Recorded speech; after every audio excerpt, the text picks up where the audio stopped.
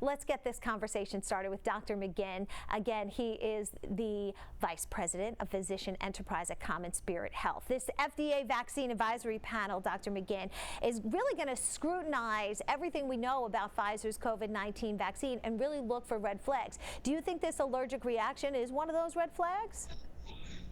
Well, I'm sure they're going to be aware of it, and they're going to take a close look at who these people were, what happened to them, and I don't think they're going to be terribly swayed not to go forward. I think we would expect some version of this to happen eventually.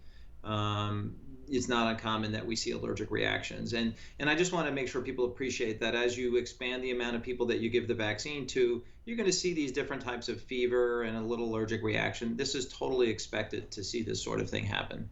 Now, this FDA panel really kind of functions like maybe a science court. They pick apart the data, they debate this. It's live, streamed out there. So what can we expect to happen today? Well, I don't think everybody really knows the data and the information. I think that we are going to listen to them talk about all the things that we're all talking about. What are the side effects? What is the ability to transport this? How safely can it be transported and given?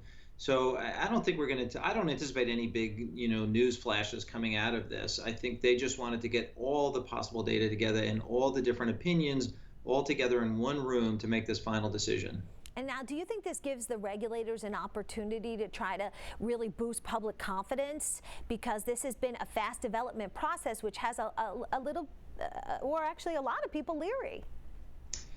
I think this is really what the main purpose of this is to get confidence up that this vaccine is safe, it works. I think that we are also seeing a lot of public figures, thankfully, who are going to jump in the minute this approval occurs so that we can, show the public that this is a very safe thing to do.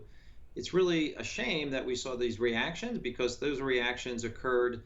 They could have occurred early on in the trial. They could have occurred towards the end of the trial, the beginning of the trial. We're going to see, as you broaden the population that gets the vaccine, small little effects that, people are going to be a little surprised by, but I won't be surprised by that.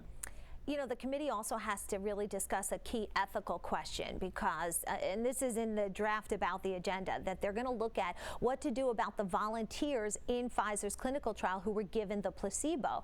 And there's, two schools of thought. One, they should be first, or in that first wave of people because they volunteered to be part of the study. And other people say, no, we need not do that.